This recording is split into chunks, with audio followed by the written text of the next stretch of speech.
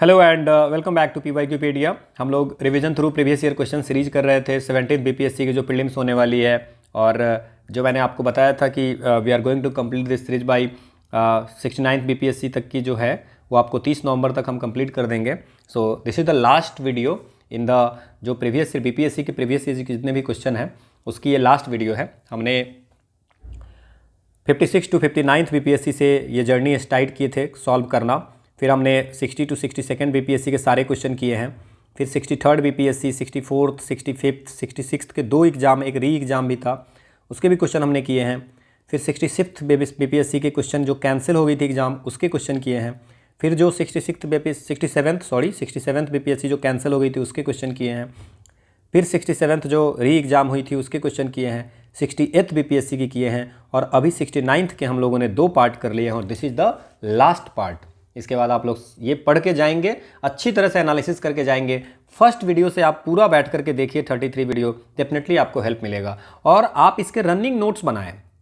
जब तक running notes नहीं बनाएंगे आप रिवीजन नहीं कर पाएंगे, ठीक है ना। और मैं और ये चाह रहा था कि विल ऐड ऑल द और भी चीज़ें हम इसमें ऐड करेंगे, बट अभी के लिए क्योंकि एग्ज़ाम नज़दीक है, so if time permits then मैं आपको और भी जो क्वेश्चन हमने बात की थी कि और भी क्वेश्चन हम इसमें ऐड करेंगे, है ना।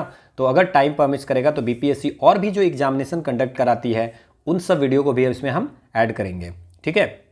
तो अभी के लिए बस इतना ही। हम लोग 69 BPSC की पार्ट 3 को ये कंप्लीट करेंगे और इसके बाद जो है सो हम लोगों ने बिहार स्पेशल करंट अफेयर्स के 8 वीडियो ऑलरेडी किए हुए हैं और 2 वीडियो और हम लोग बिहार स्पेशल करंट अफेयर्स के करने वाले हैं, ठीक है।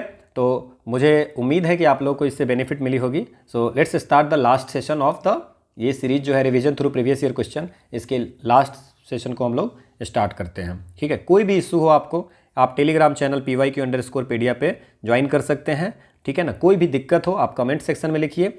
आपको सजेशन है कि पिंड मैसेज जरूर देखें क्योंकि कभी कभी कोई डाटा मिस्टेक्स हो जाती है तो वो मैं पिन मैसेज में डाल देता हूँ, तो वो भी देखिए सो दैट कि आपको कहीं पे कुछ भी गलत ना हो, एग्जामिनेशन में गलत करके ना आओ आप, ठीक है। चलिए तो हम शुरुआत करते हैं। ये लास्ट वीडियो जो है इसकी, अगर टाइम परमिट करेगा तो मैं और वीडियो इसमें लाऊंगा और भी क्वेश्चंस कराऊंगा, but officially this is the last one.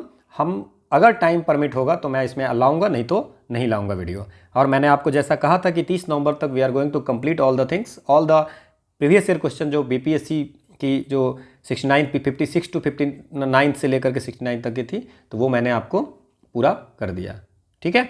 तो चलिए स्टार्ट करते हैं लास्ट क्लास।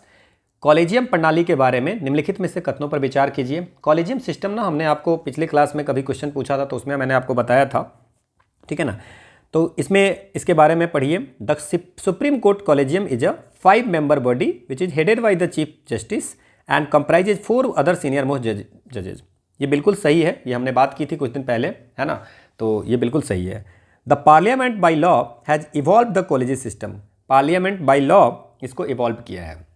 इसको जो इवोल्यूशन हुई है ना, ये इवोल्यूशन जो इसकी हुई है वो आपको पार्लियामेंट कानून की तरह नहीं लाया है, केसेज हुई हैं। जैसे फर्स्ट जज केस होती है SP Gupta versus union of India के केस होती है, फर्स्ट जज केस 1981 में वो होती है। तो उसमें बोलते हैं कि प्रेसिडेंट ऑफ इंडिया जो है सो फाइनल अथॉरिटी है किसी को अपॉइंट करने के लिए।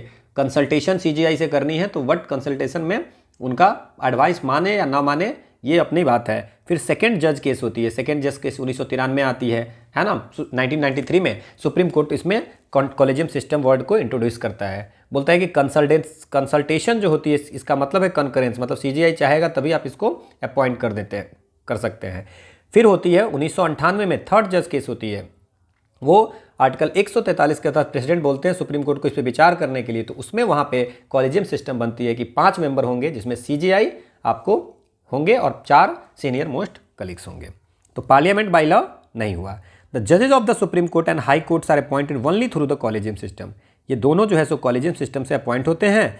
The collegium system was introduce in the year 1993 by the justice PN Bhagwati in the landmark first judgement case जो हुई थी 1981 में हुई थी। 1993 में जो हुई थी वो सेकेंड जज केस थी। समझ में आ गया। सेकेंड जज केस में 2 सीनियर मोस्ट जज ऑफ सुप्रीम कोर्ट से कंसल्टेशन की बात चली थी, ठीक है ना। तो ये थी, तो ये इवॉल्वमेंट जो हुई थी। सो 1 and 3 is the right, 2 and 4 is the wrong. अगला हमारा क्वेश्चन है Consider the following statement regarding the 42nd Amendment of the Constitution. It added 3 words to the preamble: socialist, secular and integrity. ये कौन सा इसमें गलत है वो आपसे पूछा जा रहा है कि क्या 42वें कॉन्स्टिट्यूशनल अमेंडमेंट में सोशलिस्ट और सेक्युलर वर्ड ऐड किए गए थे और इंटीग्रिटी? तो बिल्कुल सोशलिस्ट और सेक्युलर वर्ड प्रीएम्बल में ऐड किए गए थे और यूनिटी ऑफ द नेशन को चेंज करके unity and integrity of nation किए थे, तो इंटीग्रिटी वर्ड को भी ऐड किया गया है। 8 फंडामेंटल ड्यूटीज को कॉन्स्टिट्यूशन में ऐड किया गया था, तो 8 फंडामेंटल ड्यूटीज को कॉन्स्टिट्यूशन में ऐड किया गया था, ये गलत है, ठीक है ना। ये आपको आर्टिकल 51 में, ठीक है ना, पार्ट 4A में आपको आर्टिकल 51 में ऐड किया गया था फंडामेंटल ड्यूटी। तो ये 8 नहीं था। अभी प्रेजेंट में कितना है फंडामेंटल ड्यूटीज? 11 फंडामेंटल ड्यूटीज है। उस समय जो ऐड किया गया था एक फंडामेंटल ड्यूटीज, तो 11 फंडामेंटल है तो 8 गया। It added new directive principle 39A, 43A, 47। 39A, 43A, 39A add किया था, 43A ऐड किया था। इट्स नॉट 47 नहीं था, आपको जो ऐड किया गया था वो 48A ऐड किया गया था DPSP में, ठीक है ना। और 39F में भी चेंज किया था। नाउ 39A क्या है? Equal justice, free legal aid. 43A क्या है? Participation of worker in the management of industry. 48A क्या है? इंप्रूव द एनवायरमेंट, है ना, ये सब है ना। It granted power to the president in consultation with the election commission to disqualify members to the of the state legislature. ये आपको कहा है, तो ये भी बिल्कुल सही है। सो 42nd अमेंडमेंट में ये सारी बातें आई थी। So it's not about the कि इनकरेक्ट पूछ रहा है ना हमसे कि कौन सा गलत है, तो ये है second and third is the wrong. अगला हमारा है the specification require for community to be declare. Schedule tribe declare करने के लिए क्या क्राइटेरिया है, ठीक है ना। तो प्रिमिटिव ट्रेट्स होने चाहिए, indication of the primitive traits, distinctive culture होने चाहिए बिल्कुल, और signs of contact with the community at the large, contact नहीं हो सबसे। देन बैकवर्डनेस होनी चाहिए। एक और चीज़ है, ये कॉन्स्टिट्यूशन में मेंशन नहीं है, बट एक और चीज़ है, वो है जियोग्राफिकल आइसोलेशन। 5 क्राइटेरिया है जिसपे कि शेड्यूल ट्राइब डिक्लेयर्ड होती है, ठीक है। जियोग्राफिकल आइसोलेशन, तो ऑल ऑफ द अबव इसमें हो गए। अगला है कि भारतीय संविधान में मौलिक अधिकारों के विचार का संदर्भ किस देश से लिया गया है? मौलिक फंडामेंटल राइट कहाँ से लिया गया है? Idea of the fundamental right United state of America से लिया गया है। फंडामेंटल राइट कहाँ से लिया गया? The Indian constitution had taken reference of the idea of the fundamental right from the United state of America. Untouchability कौन से आर्टिकल में है?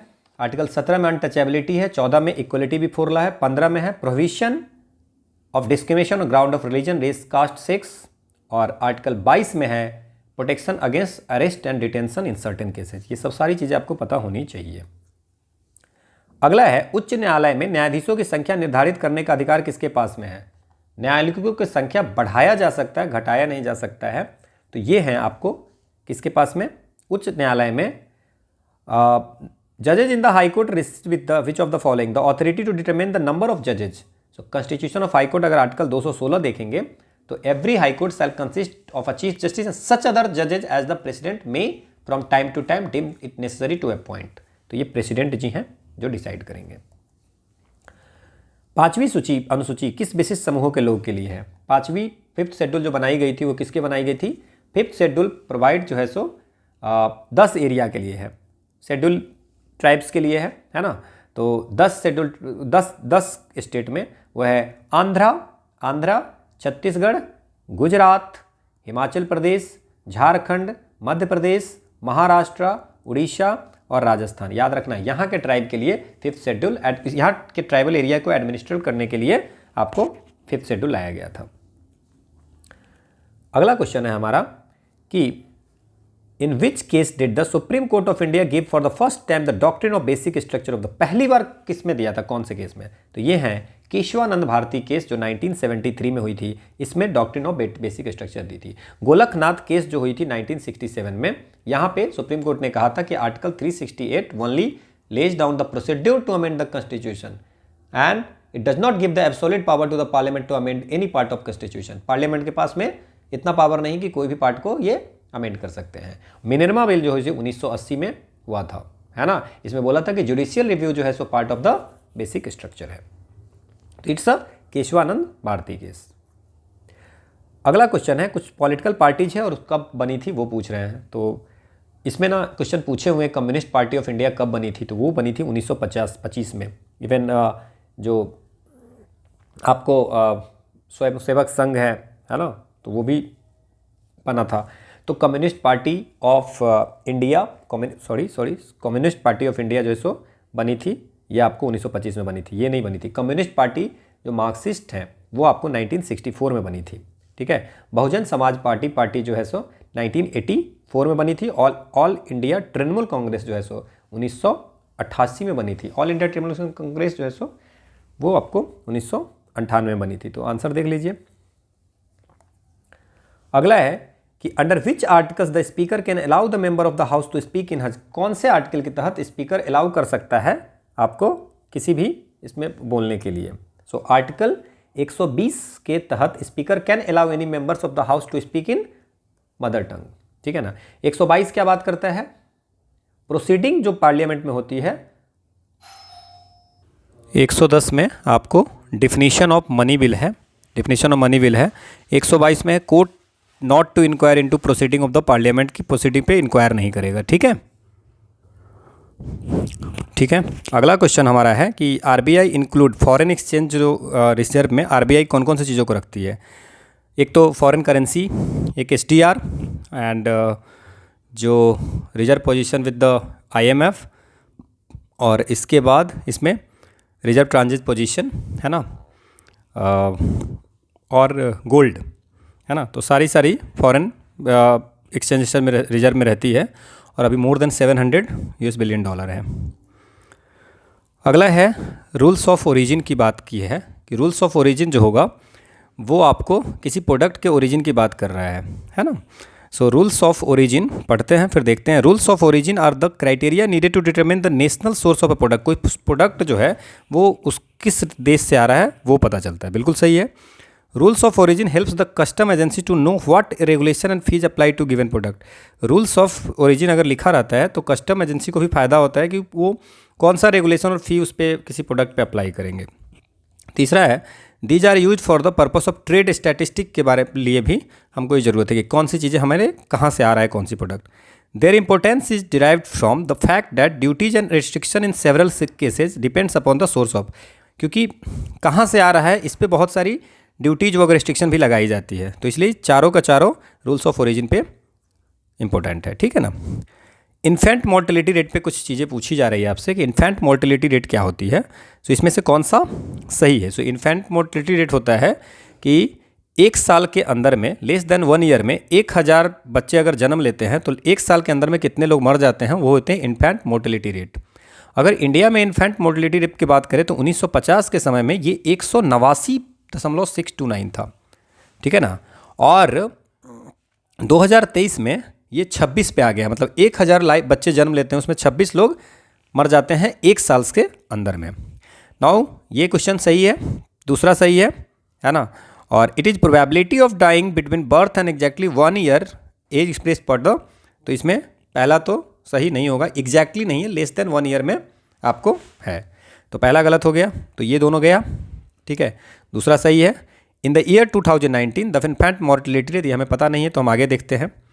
As per the sample registration system bulletin of registrar general of इतना, the state with the highest infant mortality rate जो है 2019 में जो था वो उत्तर प्रदेश है। अभी जो 2023 में है वो है मध्य प्रदेश, है ना। और 2020 में जो ये रही थी, है ना, वो थी 28 और 2023 में 26 मैंने बोल ही दिया आपको। तो आंसर जो होगा कौन सी सही है। सो 2 और 3 बस सही है, बाकी सब गलती। ये 2019 का है, 23 का पूछेगा, 2019 में 30 थी, है ना, तो ये तो 23 में 26 हो गई। अगला है human capital formation as a concept is better explain in terms of process which enables. Human capital formation क्या होता है। Individual of a country is accumulate more capital. कोई ह्यूमन कैपिटल फॉर्मेशन में क्या होता है कि जो कोई देश का व्यक्ति जो है सो पूंजी का संचय करने लगता है, ये होता है क्या, या नॉलेज बढ़ जाता है, या स्किल बढ़ जाता है, ये होता है, या increasing the knowledge skill level and capacities of the people की कैपेसिटी बढ़ाना, स्किल नॉलेज लेवल बढ़ा करके ये होगा। सो अगर OECD की बात करें तो उन्होंने जो डिफाइन की हुई है OECD ह्यूमन कैपिटल को डिफाइन किया है कि the knowledge, skill, competency and other attribute embedded in individual और ग्रुप ऑफ इंडिविजुअल। अपने पूरे लाइफ में कोई इंडिविजुअल जितना नॉलेज, स्किल ये सब जो गैदर करती है, जो कि बाद में यूज होगा किसी गुड्स और सर्विस को प्रोड्यूस करने में, that is a human capital. ठीक है ना। ह्यूमन कैपिटल में फॉर्मेशन में क्या हो जाएगा, एजुकेशन पे खर्चा करना, हेल्थ पे खर्चा करना, ऑन जॉब ट्रेनिंग कर देना, तो ये सब हो जाएगी। तो इसमें कौन सा होगा, only 4 is the right answer. आप अभी इंसॉल्वेंसी एंड बैंक्रप्सी पे क्वेश्चन है। इंसॉल्वेंसी बड़ा क्वेश्चन देख करके घबराना नहीं है ना। बैंक्रप्सी क्या होता है, इंसॉल्वेंसी क्या होता है। सो बैंक्रप्सी एक bankruptcy refers to a financial state in which an individual or entity is unable to pay off their debts। ठीक है ना। अगर नहीं पे कर पाते हैं तो ये होती है, ठीक है ना, ये आपको बैंक्रप्सी नहीं होता है। ठीक है, ये आपको होती है इंसॉल्वेंसी, वो पे नहीं कर पा रहे हैं। और bankruptcy refers to a legal process where the assets of the debtor are liquidated और रीऑर्गेनाइज। ठीक है ना। देखिए एक चीज़ आपको इसमें फिर से एक बार समझ लीजिए कि बैंक्रप्सी जो है, बैंक्रप्सी जो state as whereas insolvency is the conclusion. Bankruptcy conclusion होती है, इंसॉल्वेंसी इज ए स्टेट जहाँ पे एसेट्स जो है सो किसी कंपनी का या किसी एंटिटी का एसेट जो होगा से ज़्यादा लायबिलिटीज हो जाती है। ठीक है ना। और जो एंटिटी होती है वो उतना पैसा जो है सो रेज नहीं कर पा सकता है जिससे कि उसके जो कर्जे जो है सो चुका पाए, तो वो जो स्टेट होती है उसको इंसॉल्वेंसी बोलते हैं। तो तीसरा तो गलत है। ठीक है। अब है the insolvency and bankruptcy board of India is the regulatory body is responsible for overseeing. ये बिल्कुल सही है। ठीक है ना। So only 4 is the right answer. ठीक है। तो ये आपको insolvency is a state bus यहाँ पे, और ये जो इंसॉल्वेंसी इज ए स्टेट, तो आप समझ गए इनफॉल्सी ये तब गलत है, उल्टा पुल्टा लिखा हुआ है, आपको मैंने समझा दिया, वही बस याद रखना है, नहीं तो ये देख लेना। इंडस्ट्रियल पॉलिसी रिजोल्यूशन कब अडॉप्ट हुआ था, तो सबसे पहले जो इंडस्ट्रियल पॉलिसी रिजोल्यूशन जो है अप्रैल 1956 में। ठीक है। It was the second comprehensive statement of industrial development of India after industrial policy 1948 में भी आई थी, और रिजोल्यूशन जो है सो 1956 में आई थी। ठीक है ना। अगला हमारा क्वेश्चन है, कुछ चीज़ें हमें दिया हुआ है और बताया कि पीएलआई के बारे में कौन से गलत हैं, कौन से गलत है। तो पीएलआई स्कीम जो प्रोडक्शन लिंक इंसेंटिव आया था, ये इसका मेन जो था वो क्या था कि इस स्कीम में कि जो हमारी डोमेस्टिक मैन्युफैक्चरिंग थी, इंडिया में मैन्युफैक्चरिंग को बढ़ाने के लिए ये लाया गया था। और मैन्युफैक्चरिंग के लिए जो कंपोनेंट्स वगैरह होते हैं उनको लाने में इन्वेस्टमेंट जो है सो ज़्यादा बने, जो उसको बनाने में, उनकी मैन्युफैक्चरिंग करने में यहाँ पे इन्वेस्टमेंट आपको आए, इसके लिए लाया गया। तो the scheme offers a production linked incentive to boost domestic manufacturing and attract large investment in mobile phone manufacturing and specified electronic components. ठीक है। तो इनके जो मैन्युफैक्चरिंग में आपको जो है सो इन्वेस्टमेंट हो। तो इसमें क्या आया था कि जैसे मान लीजिए कि there is a base year, एक बेस ईयर से आपकी कितनी इंक्रीज हो रही है ना, कितनी इंक्रीज हो रही है सेल आपकी, तो उसके अनुसार से आपको इंसेंटिव मिलते हैं।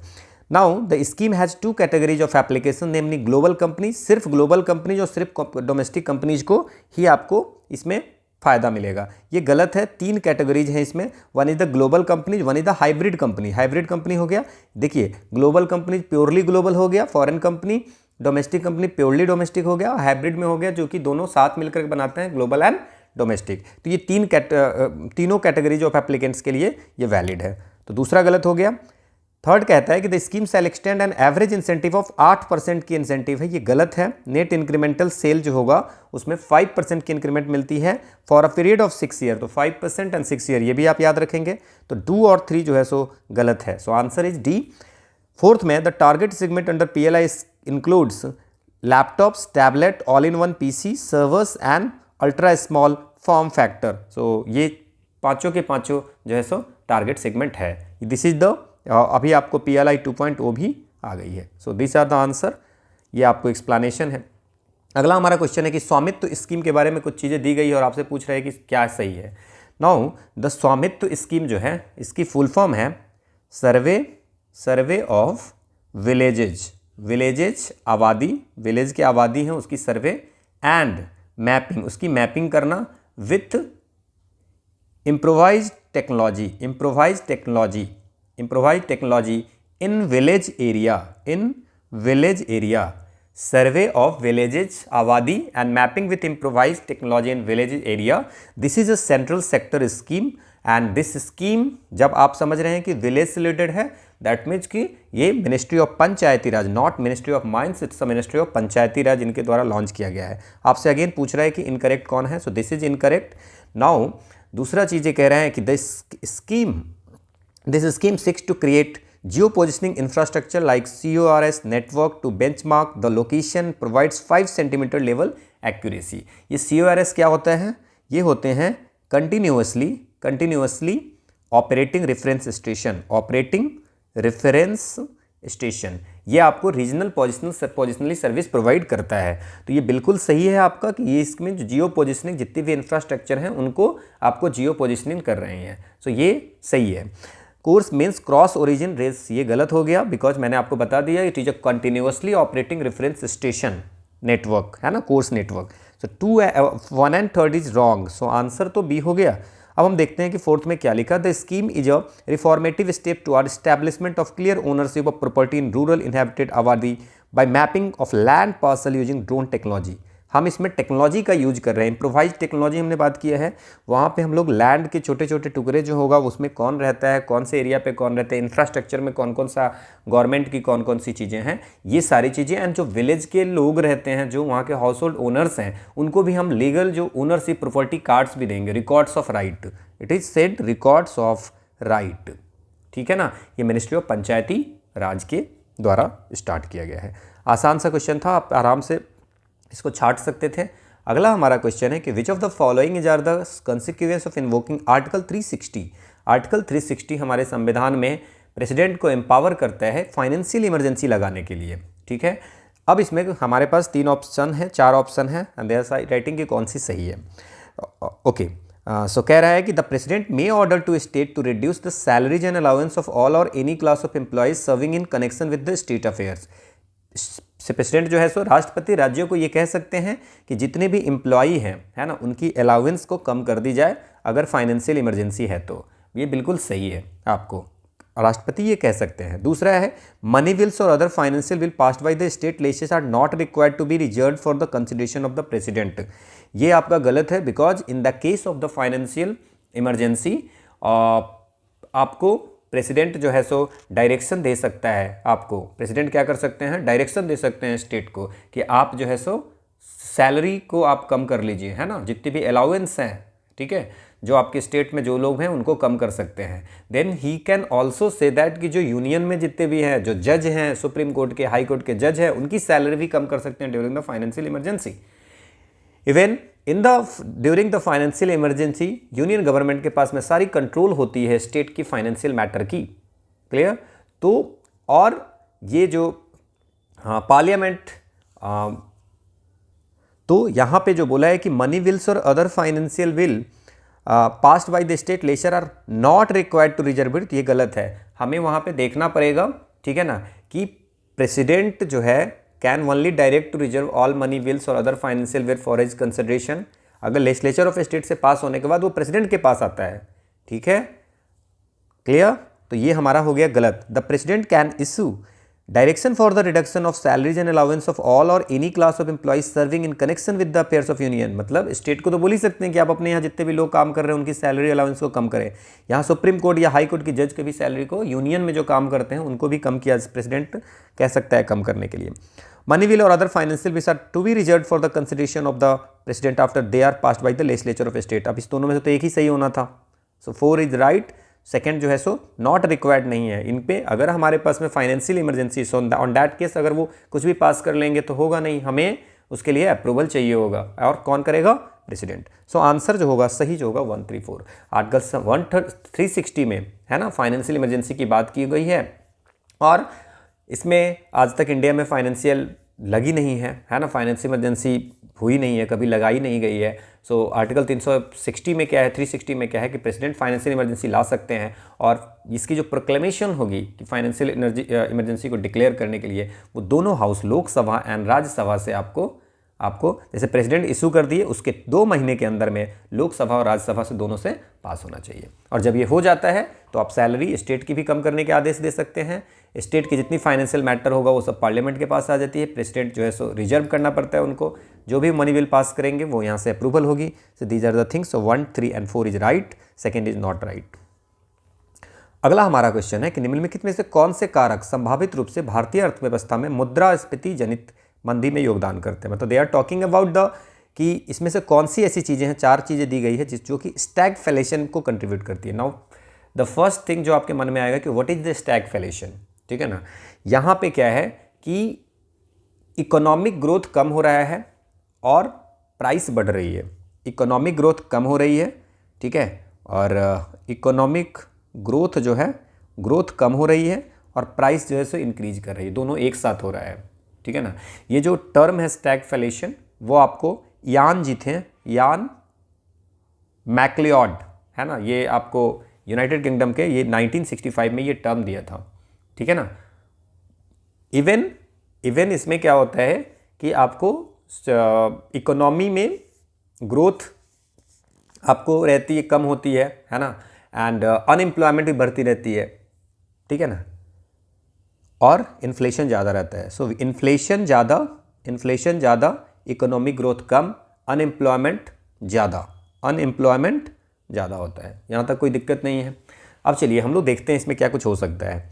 तो पहला चीज़ कह रहा है कि ये जो है सो which of the following factor किस कारण से स्टैगफ्लेशन आती है, ठीक है। तो इसमें इन्फ्लेशन ज़्यादा है, इन्फ्लेशन ज़्यादा मतलब मार्केट में पैसा ज़्यादा है। So now high inflationary pressure due to increase government spending ज़्यादा खर्च कर रही है, गवर्नमेंट ज़्यादा एक्सपेंड कर रही है जिस कारण से, है ना। तो गवर्नमेंट अगर ज़्यादा कर रही है ना, तो वो तो ज़्यादा सही होता है, बट क्या होता है कि कुछ गवर्नमेंट अगर ज़्यादा कर रही है तो इसका गवर्नमेंट अगर ज़्यादा स्पेंड कर रही है, ठीक है ना, तो गवर्नमेंट ज़्यादा स्पेंड कर रही है। अच्छा, तो इन्फ्लेशन होगा क्योंकि गवर्नमेंट अगर ज़्यादा स्पेंड कर रही है दैट मीन्स लोगों के पास बहुत ज़्यादा पैसा है, तो मनी सप्लाई ज़्यादा है, that means it is the inflation.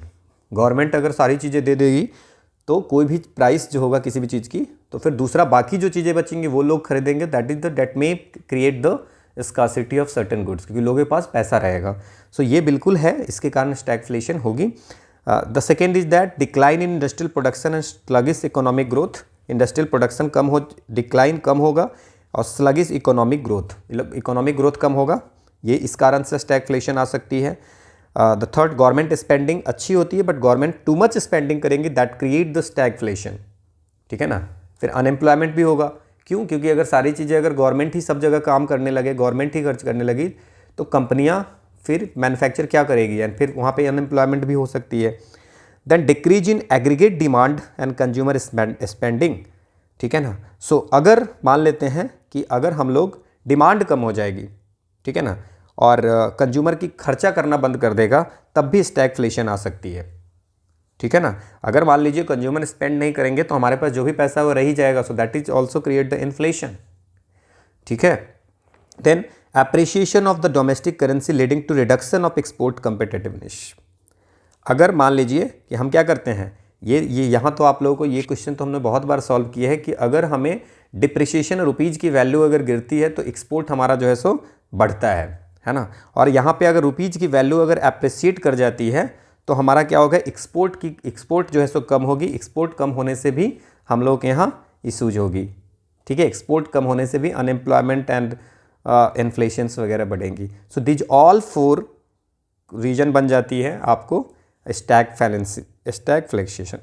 Stagflation का, मतलब inflation with slowish economic growth. Export कम है तो वैसे भी स्लोइस इकोनॉमी। तो ये 2 चीज़ें अगर आप याद रखेंगे तो शायद ये क्वेश्चन को सॉल्व कर पाएंगे। व्हाट इज स्टैगफ्लेशन अगर पता है तो क्वेश्चन बन जाएंगे।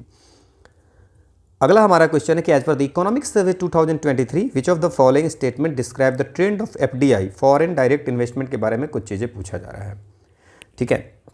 और पूछा है कि it has decrease due to the less participation of private sector. FDI decrease किया है पहला, अगर इकोनॉमिक सर्वे में देखेंगे, ठीक है ना, तो FDI जो है so it has decrease as per the which of the following statement trend. FDI decrease due to the less participation of private sector. It has increase compare to the pre pandemic level से बढ़ा है। And third, it has increased rapidly without decreasing in any financial year after the telecom sector was entirely reformed. It has increased rapidly without decreasing any financial, मतलब कि ये continuously increase ही करता चला गया है, किसी फाइनेंशियल ईयर में decrease नहीं किया है ना, आफ्टर टेलीकॉम रिफॉर्म। और फोर्थ है it has decrease due to the weak global economic situation. अगर अभी बात करें तो हमारे 2022-23 की जो इकोनॉमिक सर्वे हैं उसमें आप जाएंगे पेज नंबर 271 पे, पेज नंबर 271 पे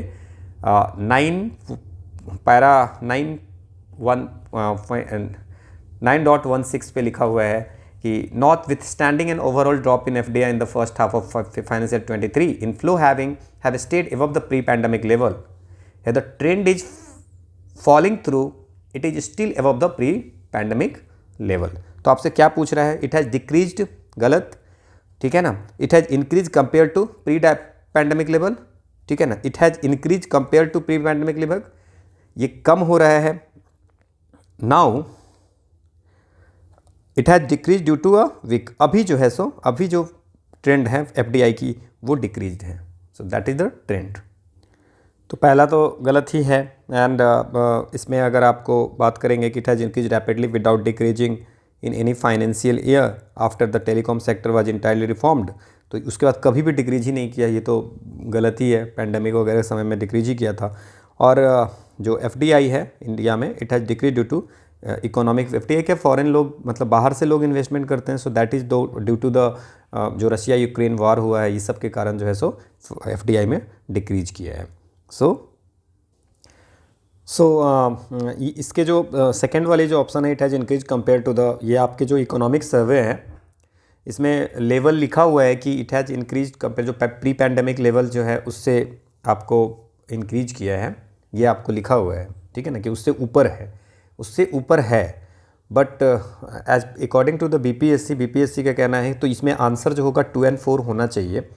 बट एज पर BPSC ने कहा है कि तो क्वेश्चन में जो है सो ट्रेंड पूछा गया है कि FDI का इकोनॉमिक सर्वे, सो ट्रेंड जो है सो वो आपको फॉलिंग ही है, ट्रेंड जो है सो फॉलिंग ही है, ये अभी ज़्यादा है बट ट्रेंड जो है सो फॉलिंग है। सो आई डोंट नो वो किस तरह से इसको आंसरिंग किया है, बट वी कैन, ये जो BPSC का आंसर है इट्स ओनली 4, नॉट सेकेंड को इन्होंने गलत कह दिया है, बोला कि इट हैज़ इंक्रीज, मतलब इन्होंने कहा है कि इंक्रीज का मतलब ये आपको बढ़ गया है, इन्होंने कहा है कि अभी बढ़ा हुआ है बट इसकी ट्रेंड जो है सो वो फॉलिंग वाला है, तो ये बोला है इन्होंने, इनका एक्सप्लेनेशन है। You can see that the question asked for the trend of FDI according to economic survey, तो स्टेटमेंट 2 जो है वो लिखा हुआ है, can be seen on this page number, जो मैंने आपको पहले ही बताया है, which says not which standing an overall drop in FDI in the first half of financial 23, inflow have stayed above the pre pandemic level, here the trend is falling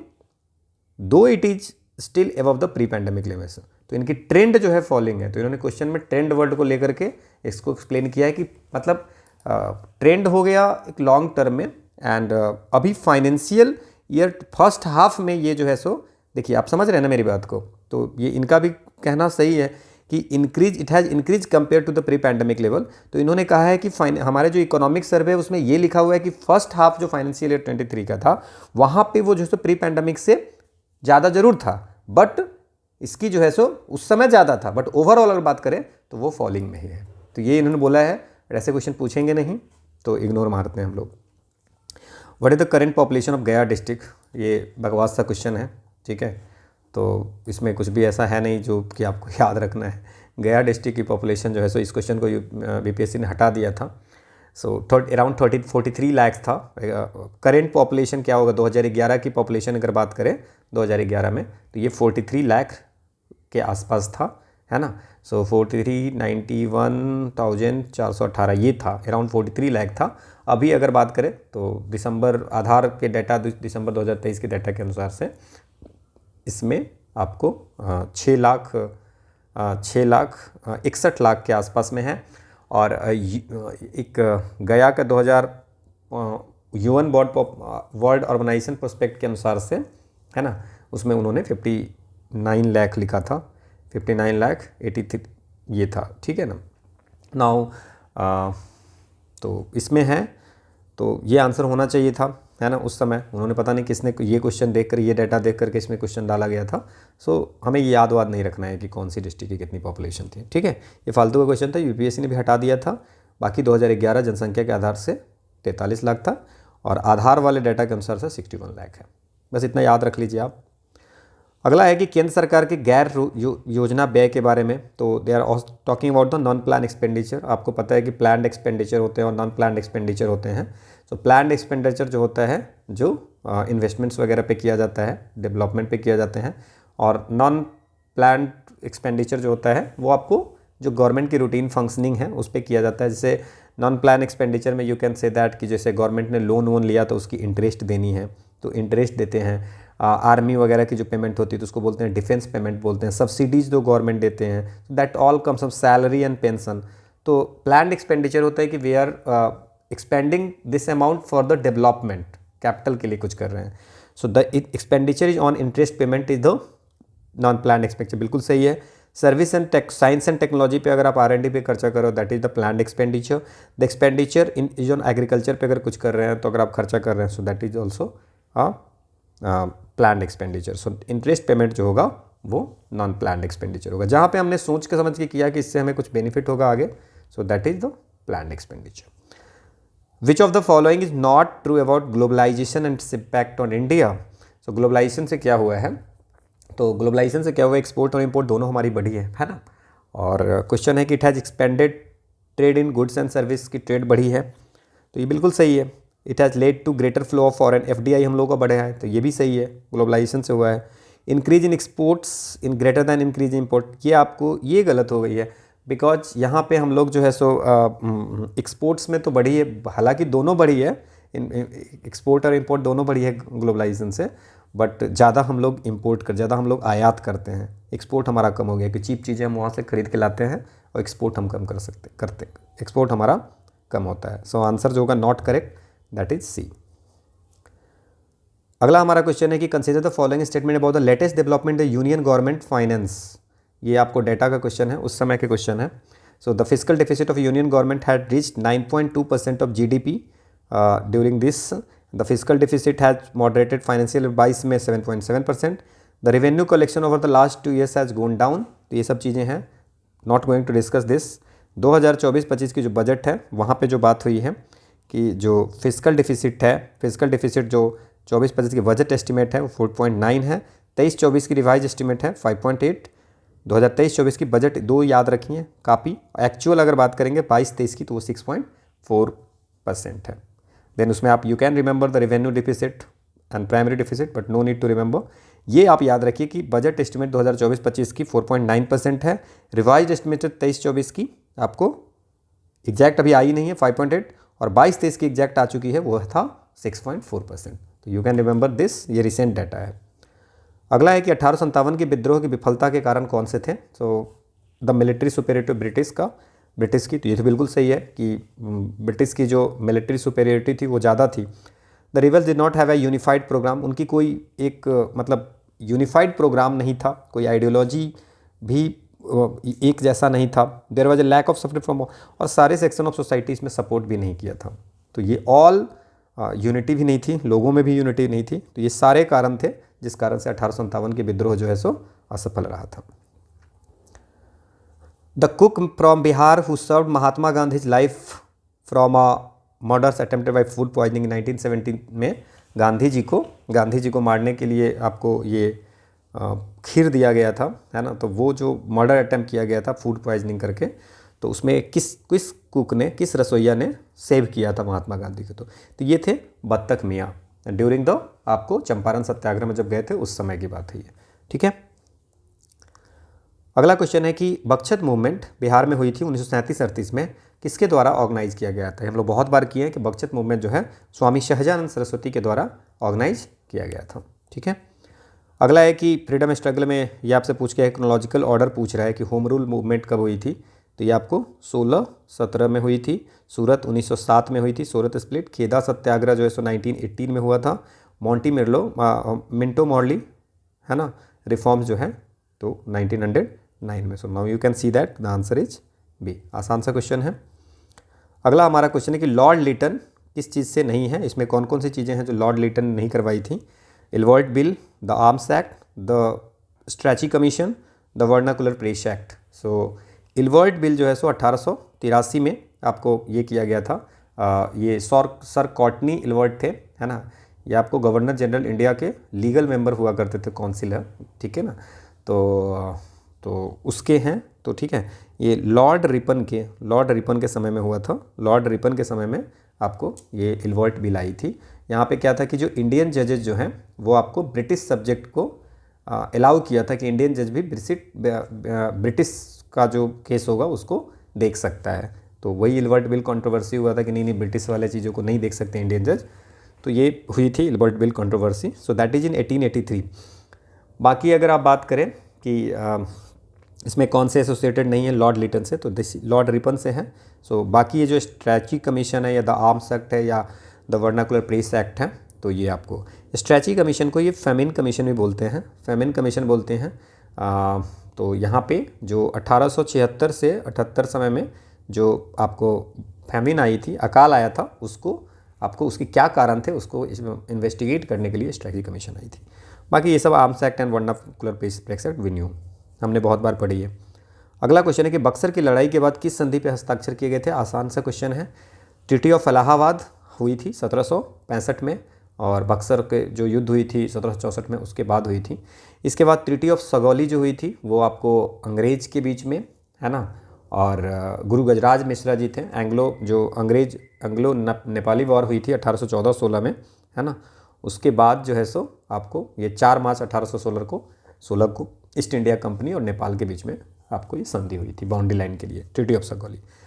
treaty of बसीन जो है ये 1802 में हुई थी, है ना, east India company और बाजीराव द्वितीय के साथ हुई थी। और ट्रीटी ऑफ सलवाई जो है ये आपको फर्स्ट एंग्लो मराठा वार के बाद में हुई थी आपको 1782 में। तो ऑफकोर्स अंग्रेज और मराठा के बीच में ट्रीटी ऑफ सलवाई हुई थी।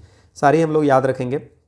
अगला हमारा क्वेश्चन है कि डच ईस्ट इंडिया कंपनी ने पटना में कारखाना कब बनाया था? आसान सा क्वेश्चन है, बहुत बार किया हम लोगों ने। पहला फैक्ट्री पटना में बनाया था 1632 में। अगला हमारा क्वेश्चन है कि in which of the following movements did Mahatma Gandhi makes the first use of the hunger strike as a weapon? कौन सी जगह पे सबसे पहले भूख हड़ताल महात्मा गांधी आपको किया था, है ना? किस आंदोलन में महात्मा गांधी ने भूख हड़ताल को हथियार के रूप में सबसे पहले प्रयोग किया था? तो ये है अहमदाबाद स्ट्राइक जो हुई थी, वहाँ पे आपको इन्होंने मिल ओनर के साथ में आपको भूख स्ट्राइक किया था, ठीक है ना। तो ये आपको अहमदाबाद सत्याग्रह, है ना। सन 1942 में भारत छोड़ो आंदोलन बिहार के नेताओं का महत्वपूर्ण योगदान रहा था। बिहार के कौन से प्रमुख नेता बिहार केसरी के नाम से जाने जाते थे और उन्हें भारत छोड़ो आंदोलन में, सो बिहार केसरी किसको बोला जाता है? बेसिकली ये क्वेश्चन है, तो ये आपको बोला जाता है श्री कृष्ण सिंह, है ना। श्री कृष्ण सिंह को बिहार केसरी बोला जाता है। अगला क्वेश्चन है कि चंपारण आंदोलन के जन आंदोलन की प्रतिक्रिया में ब्रिटिश सरकार ने इस मुद्दे को समाधान के लिए कौन सी कदम उठाई थी? सो महात्मा गांधी को चंपारण का राज्यपाल बना दिया, क्षेत्र में सख्त कर्फ्यू लगा दिया, martial law, Champaran agrarian committee की स्थापना की, चंपारण को एक स्वतंत्र राज्य घोषित किया। तो ब्रिटिश गवर्नमेंट ने है चंपारण एग्रेरियन कमेटी बनाई थी कि भैया जो प्रेजेंट के ग्रीवांस हैं उसको देखिए। अगला है कि अब इसमें जो क्वेश्चन है सर्वेंट ऑफ इंडिया सोसाइटी, ये सो बेसिक आसान सा क्वेश्चन है। सर्वेंट ऑफ इंडिया सोसाइटी जो है सो 1905 में गोपाल कृष्ण गोखले ने किया था। हम लोगों ने इस टाइप के क्वेश्चन बहुत बार किए हैं। तत्वबोधिनी पत्रिका जो है, तत्वबोधिनी सभा थे, है ना, तत्वबोधिनी पत्रिका, तो ये आपको देवेंद्र नाथ जी थे, है ना, देवेंद्र नाथ टैगोर जी थे, तो वो थे। और आत्मीय सभा जो है सो ये आपको राजा राम मोहन राय ने 1815 में बनाया था, ठीक है। ये सारी चीज़ें हम लोग को याद रखनी है। सो ए इज़ द आंसर, इसे हमने बहुत बार किया है।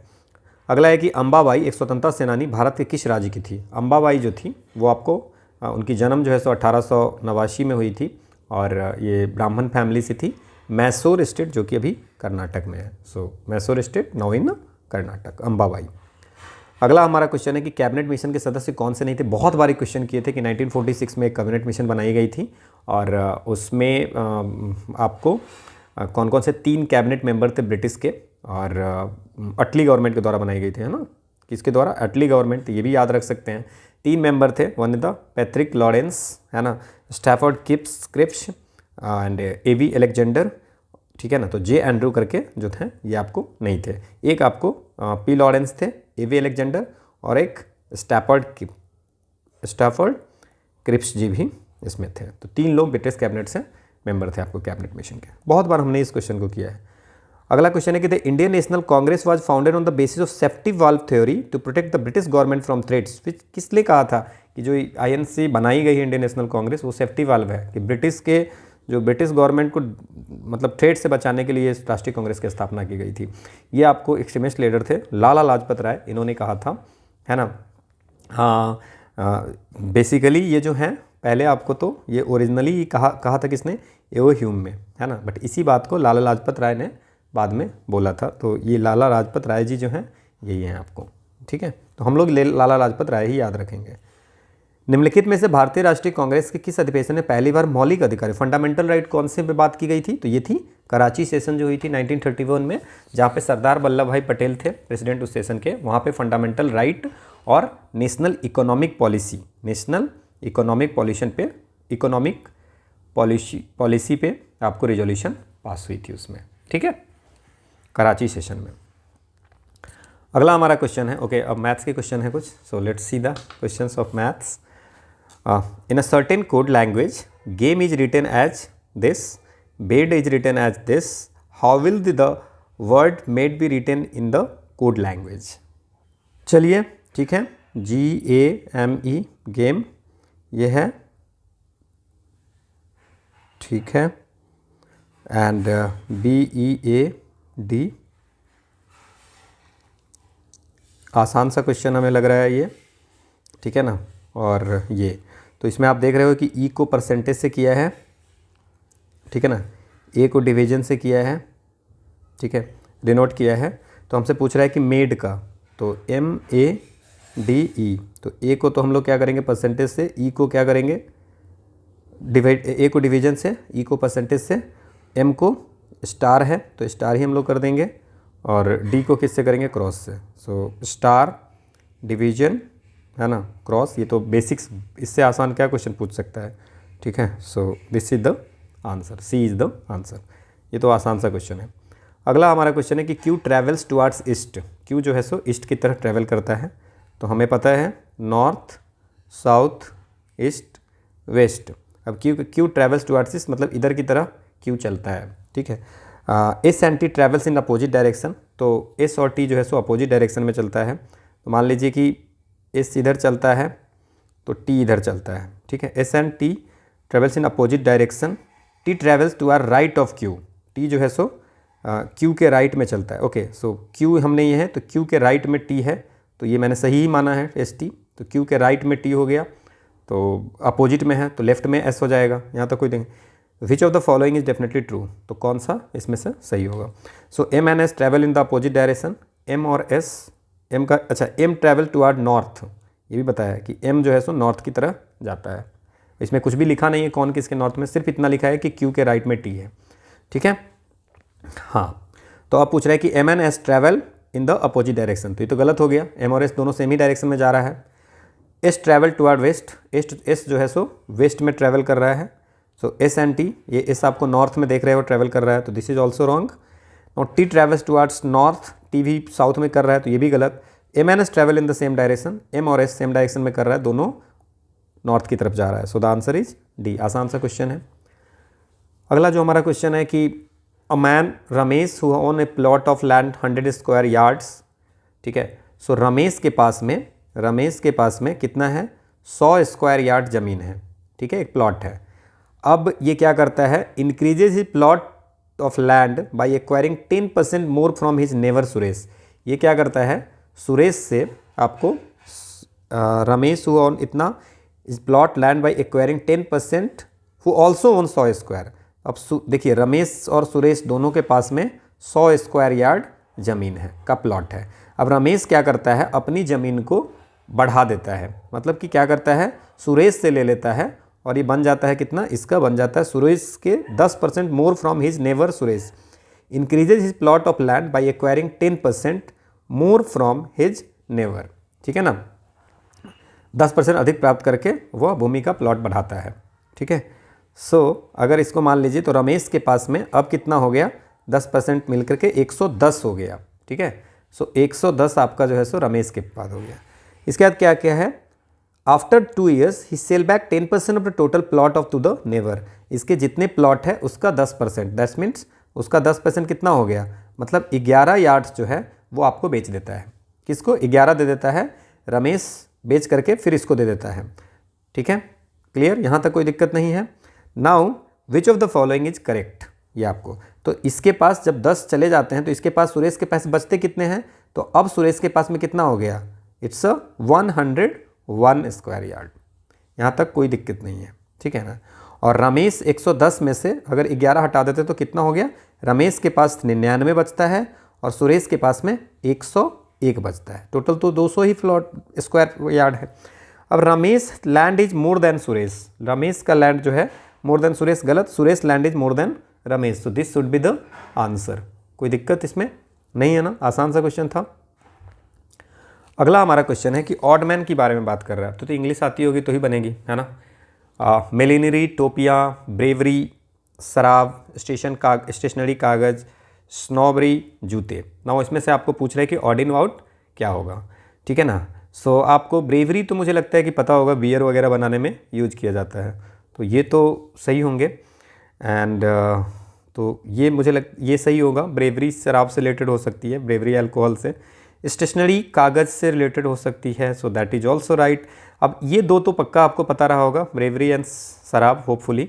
अब हमारे पास दो चीज़ें जो हैं, मिलिनरी, टोपी, स्नॉबरी, जूते, इसमें से आपको कौन से सही है वो उसमें आपको कन्फ्यूजन में भी रही होगी, ठीक है ना।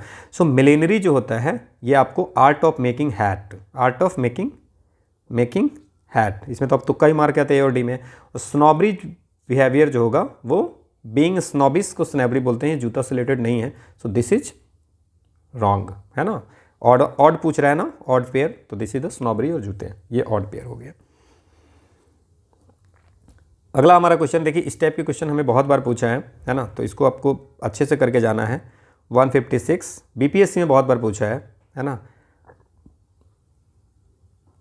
इस दोनों के बीच का डिफरेंस इट्स 24, इसके बीच में हमें पता नहीं है, इसके बीच में हमें पता नहीं है, इस दोनों के बीच में +30 है और इस दोनों के बीच में +32 है, ठीक है।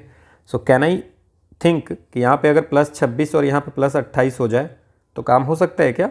हाँ, फिर दोनों के सब के बीच में 2-2 का डिफरेंस हो जाएगा, है ना, ठीक है। तो यहाँ 30 से 32 है, इसलिए हमने सोचा है कि 24, 26, 28 इसमें आ सकता है। So when we add the 156 + 26 it's 182 and 182 + 28 जो होगा 210 होगा, सो द आंसर इज 182। तो इस टाइप के क्वेश्चन पूछे हैं बहुत बार, तो आसान से हैं। कुछ क्वेश्चन दिए हैं आपको, मिसिंग नंबर पूछ रहा है कि यहाँ पे क्या होगा।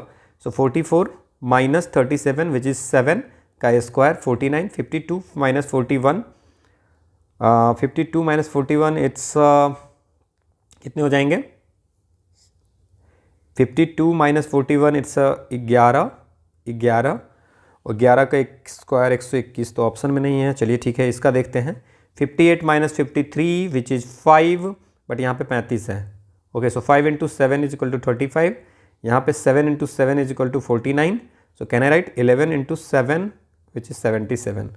जितने भी डिफरेंस करके और 7 से मल्टीप्लाई किया है, सो द आंसर इज 77। अगला हमारा क्वेश्चन है कि किसी एक दिवसीय क्रिकेट मैच में टीम ने कुल 200 रन बनाए, जिसमें से 160 रन स्पिनर के द्वारा बनाया गया।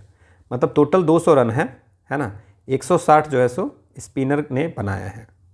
बस आपको इतना चीज़ दिए हुए, आप निष्कर्ष बोल रहा है टीम के 80% खिलाड़ी स्पिनर थे। क्या इससे ये क्लियर होता है? बिल्कुल नहीं, ऐसा कुछ नहीं है। 2 खिलाड़ी मिलकर के भी 160 बनाए होंगे, तो ऐसा कुछ नहीं है कि टीम में 80% खिलाड़ी स्पिनर थे, गलत है। ओपनिंग बल्लेबाज स्पिनर थे, ये भी कुछ इससे क्लियर नहीं हो रहा है। सो जो भी हमारा पास में स्टेटमेंट दिया है कि उससे हमारा ये चीज़ें क्लियर नहीं हो रही है कि क्या है, ठीक है। सो ऑन दैट केस ना ही 1 फॉलो कर रहा है, ना ही मतलब इस कथन से क्या ये दोनों निष्कर्ष निकाल सकते हैं? बिल्कुल नहीं, है ना। ऐसा भी हो सकता है सब 160 रन स्पिनरों ने बनाया, तो वो स्पिनर्स जो सब ओपनिंग बल्लेबाज क्यों रहे होंगे? हो सकता है लास्ट में आए होंगे, 160 बनाए होंगे, 2 ही मिलकर के बना लिए होंगे। 80% खिलाड़ी स्पिनर थे, ऐसा तो कुछ ज़रूरत है नहीं, तो कोई भी सही नहीं होगा। अगला हमारा है कि एक लैंग्वेज दिया हुआ है कुछ। देखिए, इन सब क्वेश्चन में के लिए मैं हमेशा ये कहता रहता हूँ कि आप लोग ऐसा किया कीजिए कि ABCD लिख लिया कीजिए। सो इफ़ अगर ABCD लिखेंगे तो ये आपका काम बन जाता है, ठीक है ना। सो ग्रेट का ग्रेट है, ठीक है, मॉन्क है, ठीक है, और आपसे विगरश का पूछ रहा है, ठीक है।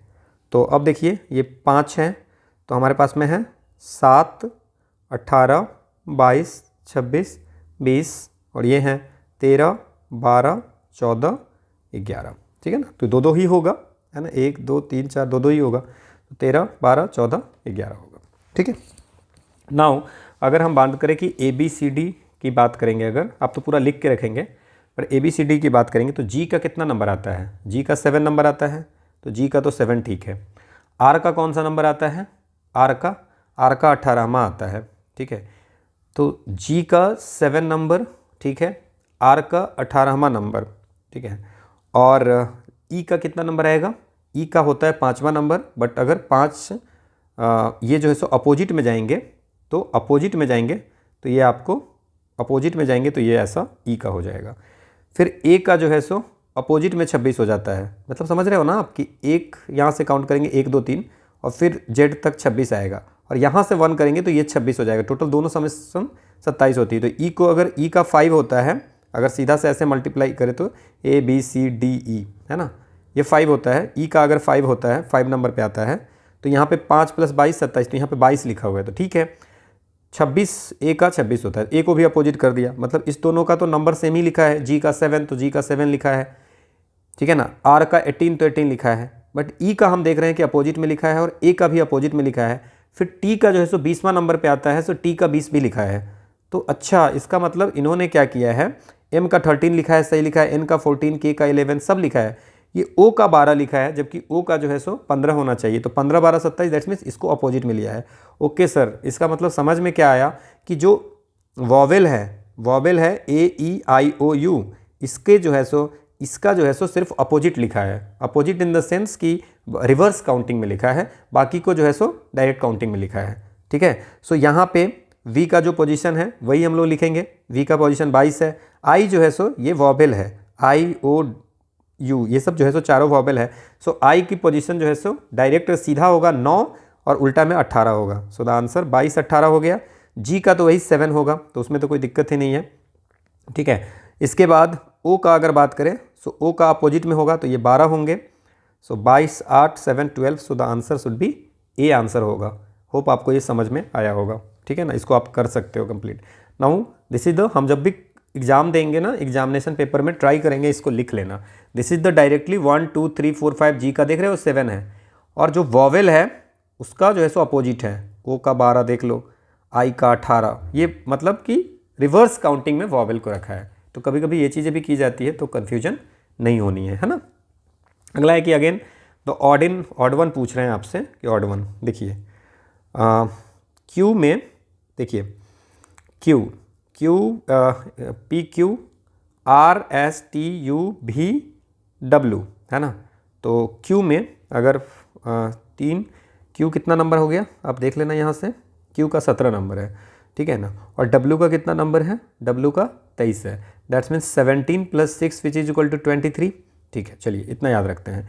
W के बाद क्या होगा, W का नंबर है, W का 23 है, ठीक है, तो इसका 17 है, इसका 23वां नंबर है, Z का 26 है और B का 2 है, ठीक है।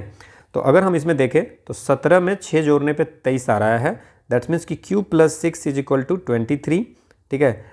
W + 3 इज इक्वल टू, इसको हम लोग W लिख लेते हैं, W + 3 इज Z, और Z के बाद अगर फिर से हम रिपीट करेंगे 2 बार तो B आ जाएगा। समझ में आया नहीं आया, Z के बाद A और B, ठीक है ना, ऐसे अपोजिट चला जाएगा तो 2 आ जाएगा, तो Z + 2B। तो इस तरह का जो फॉलो कर रहा है उसको हम लोग देखते हैं कि क्या होगा। सो W में 6, B में 6 जोड़ने से B का कितना होता है, देखिए B का आपको हो गया 2 और H का कितना हो गया 8, मतलब 2 + 6 8, तो B और H तो काम कर रहा है। H में हम 3 जोड़ेंगे, H के बाद H का होता है 8 और 8 में अगर हम 3 जोड़ेंगे तो K आता है 11, तो K भी 11 है, और 11 में अगर 2 जोड़ेंगे तो ये आएगा 13, तो ये भी फॉलो कर रहा है सेम, मतलब QWZB वाला जो पैटर्न है 6 3 2 वाला ये फॉलो कर रहा है। इवन M का 13 होता है और एस का 19 होता है, 13 19, वी का 22 होता है और एक्स का 24 होता है। तो 13 6 19, 3 22 और 2 24, ये भी चल रहा है। So this is not following the same rule. तो ये आंसर हो गया। अगला हमारा क्वेश्चन है कि कंपनी है ना, उस कंपनी की 4 शाखाएं हैं, ठीक है। सो एक कंपनी की 4 शाखाएं हैं, M N O N P पर स्थित है। तो अब कह रहा है कि एम एन के उत्तर में 4 किलोमीटर दूरी पे है। तो पहले हम क्या करेंगे, एम जो है एन के उत्तर में 4 किलोमीटर दूरी पे है, खत्म, यहाँ तक कोई दिक्कत नहीं है, ठीक है।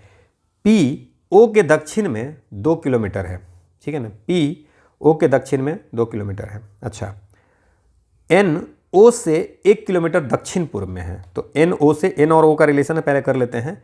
एन ओ से, एन जो है ओ से, ठीक है, तो अब देखिए,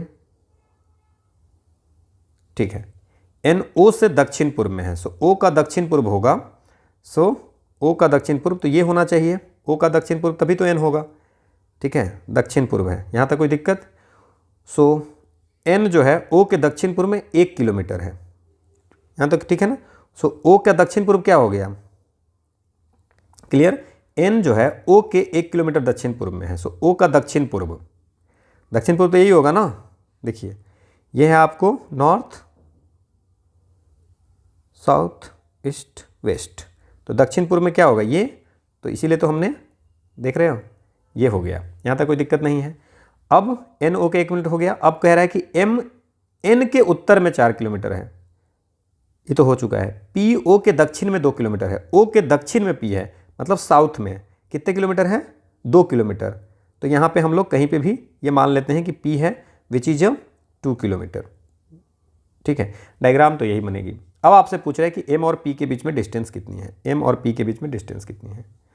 ये आसान क्वेश्चन इतना है नहीं, है ना, बट इसको हमको सॉल्व करना है। तो कैसे इसको सॉल्व कर सकते हैं हम लोग, देखिए, अब अगर हम लोग इसको किसी एक को अगर हम लोग 0 मानेंगे, है ना, जैसे मान लीजिए कि इस कोऑर्डिनेट को हम लोग 0 0 कोऑर्डिनेट मानते हैं, ठीक है। तो can I right 0 4, because 4 kilometre है, तो ये 0 4 हो जाएगा। और इस 0 0 से अगर बात करेंगे, ठीक है ना, ये 1 किलोमीटर है, ये 1 किलोमीटर इधर है, ठीक है।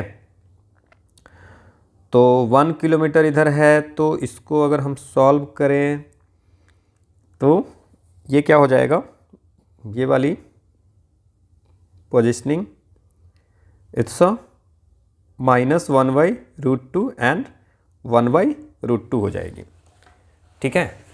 क्यों, क्योंकि हमें आपको ये 1 किलोमीटर दिया हुआ है, ठीक है, क्लियर।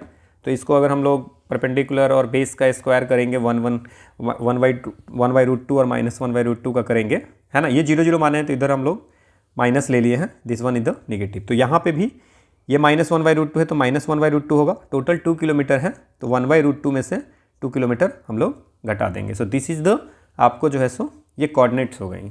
नाउ इस कोऑर्डिनेट में समझ में आया आपको, इसके नीचे अगर ये साउथ है तो ये -1/√2 ही होगा, ठीक है ना, क्लियर। और ये आपको 1/√2 ही होगा, 1/√2 -2 हो जाएगा, because this is the distance जो है सो वो 2 किलोमीटर है, ठीक है। तो यहाँ पे अगर 1/√2 है, यहाँ पे 1/√2, तो यहाँ से नीचे जा रहा है ना 2 किलोमीटर नीचे, तो 1/√2 -2 लिख दिए हैं। तो मुझे लगता है कि इस कोऑर्डिनेट को निकालने में आपको कोई ऐसी दिक्कत नहीं हुई होगी, ठीक है। कोई दिक्कत, ये 0 0 0 यहाँ माने हैं तो ये 0 4 माने हैं, यहाँ -1/√2 1/√2, यहाँ पे -1/√2 को सीधे उतारेंगे, है ना, ये एक्सिस है तो, है ना। और ये 1/√2 टोटल, यहाँ पे जो 1/2 यूनिट है, तो इससे अगर 2 यूनिट नीचे जाएंगे तो 1/√2 -2 हो जाएगा। नाउ अगर MP का पूछ रहा है, सो वी हैव टू, हाँ ये छोड़ने वाला क्वेश्चन था। तो जस्ट में क्या करेंगे, हम लोग डिस्टेंस जानते हैं कि डिस्टेंस का फॉर्मूला होता है √x1 - x2 का स्क्वायर प्लस y1 - y2 का square. So this is the MP का डिस्टेंस हो जाएगा। सो x1 ये हो जाएगा, x1 माइनस, तो ये -1/√2 -0 का स्क्वायर प्लस 1/√2 -2 -4, ठीक है ना, का square. This is the answer. अब ये जो है सो ये 1/2 हो जाएगा, ठीक है, और ये 1/2√2 -6 हो जाएगा। सो इसका square, so just a - b का होल स्क्वायर अगर करके 10 डेसिमल में आंसर आ जाएगा। तो डेसिमल में इसका आंसर जो होगा 5.34 होगा। तो you can leave this question, कोई ऐसी ज़रूरत नहीं है कि इसको सॉल्व करना ही है, but this is the process जो है वो मैंने आपको बता दिया है, ठीक है। Okay, so this is all about for the today's session and this is the quote of the day that do not give up, the beginning is always the hardest. अभी गिव अप नहीं करना है, कम time है, हमको मेहनत करनी है, जल्दी से जल्दी चीज़ों को कंप्लीट करनी है। और शुरुआत जो होती है कोई भी चीज़ जब आप स्टार्ट करते हैं दैट इज़ ऑलवेज डिफ़िकल्ट, धीरे धीरे चीज़ें ठीक हो जाती है, ठीक है। So again the thank you and we started this series. और हम लोगों ने बात की थी, वैसे तो हमने बात की थी for 40 videos, but time permit नहीं किया, इसलिए हम लोग इसी पे कंक्लूड कर रहे हैं। और 11 साल की, पिछली बार 11 क्वेश्चन की हम लोगों ने पूरी एनालिसिस की है। होप आपको ये बेनिफिट होगा। और इसके अगर आप रनिंग नोट्स बनाए होंगे तो वो और ज़्यादा बेनिफिट होगा, बिकॉज हमने सिर्फ क्वेश्चन नहीं सॉल्व किए हैं, हम डिटेल में एनालिसिस इसकी किए हैं। तो ये आपको ज़रूर एग्जामिनेशन में बेनिफिट होगा। क्वेश्चन बहुत बार रिपीट किया है, तो आप लोगों को शुरू से देखने हैं चाहिए, फर्स्ट वीडियो से लेकर लास्ट वीडियो तक अगर आप देखे होंगे तो डेफिनेटली आपको कहीं ना कहीं बेनिफिट होगी। जब आप एग्जामिनेशन में बैठोगे तो आपको लगेगा कि हाँ क्वेश्चन है, बिकॉज हमने पूरी एनालिसिस इसकी बैठ करके की है। If you find any issue, ठीक है ना, अगर आपको कहीं भी किसी क्वेश्चन में कोई इशू है, आप मुझे कमेंट सेक्शन में लिख सकते हैं, या टेलीग्राम चैनल pyq_pedia पे भी जा करके लिख सकते हैं, वो हम मुझसे बात कर सकते हैं वहाँ पे आप, ठीक है। और इसमें फिर पिनिंग, मैं अगर कुछ गलत हो गई होगी तो मैं पिन मैसेज कर देता हूँ, तो you can C the pin message also, कि अगर आपकी कुछ ऐसा ना हो कि एग्जामिनेशन में आप कुछ गलत करके आ जाओ। So always after watching the video आप just see the pin message. वैसे पूरी केयर से बनाई गई हुई तो शायद ही कुछ गलत हो, और कुछ करंट अफेयर्स में चेंज हो गया हो तो एक अलग चीज़ है। करंट अफेयर्स में मैंने जितने करंट अफेयर्स में हमने किए हैं, जो उस समय के पूछे हुए थे, अभी सेलेक्ट किए हैं, तो मुझे ऐसा लगता है कि बहुत सारे करंट अफेयर्स आपके इससे भी हो गए होंगे, नेशनल इंटरनेशनल के। तो ओवरऑल ये बेनिफिट हुई होगी। इवन हम लोगों ने 8 वीडियो जो है सो करंट अफेयर्स के, बिहार स्पेशल करंट अफेयर्स के भी किए हैं, और 2 वीडियो और इसकी हम लोग लाएंगे, ठीक है ना। इसको करंट अफेयर्स की आपको करा देंगे, ठीक है, वो 1 से 2 दिन में ये भी मैं आपको अपलोड कर दूंगा। तो करंट अफेयर्स की 10 वीडियो, और बाकी आप टेस्ट सीरीज वगैरह कुछ दे रहे होंगे तो उसका देयर इज डिमांड्स। इसके बाद हमने प्रॉमिस की थी आपको कि PYQ के अलावा बिहार स्पेशल करंट अफेयर्स और बिहार स्टैटिक भी करेंगे। सो हम प्लानिंग की एक मैराथन सेशन लेने का, जिसमें बिहार की जितनी भी, बिहार की हिस्ट्री हो, पॉलिटी हो, ज्योग्राफी हो, ये सारी इकोनॉमी हो, तो वो सारी चीज़ें हम एक सेशन में हम लोग प्लान किए हैं कि ये करेंगे। सो ये विल डू दैट ऑल्सो। तो वीडियो में आपको इतनी ही रहेंगी। एक और चीज़ है जो कि some peoples are asking for national current affairs, ये मैं टेलीग्राम पे सेशन लूँगा, और 2 से 3 सेशन में 1 साल के पूरे हम लोग किसी मैगजीन को उठाएंगे एंड उसको हम लोग रिवाइज करेंगे। So that will help on Telegram, not on YouTube. तो अगर आपको ऐसा है तो you can join this Telegram, will inform you कि कहाँ पे होगी, और वहाँ पे आप लोग नेशनल करंट अफेयर्स पूरे 1 साल की कर सकते हैं। दैट ये भी आपको 1 से 2 दिन में हम लोग करेंगे, ठीक है। वो उसकी रिकॉर्डिंग नहीं मिलेगी, वो आपको लाइव ही ज्वाइन करनी पड़ेगी एंड आपको वो कंप्लीट करनी पड़ेगी, ठीक है। So again thank you, all the best.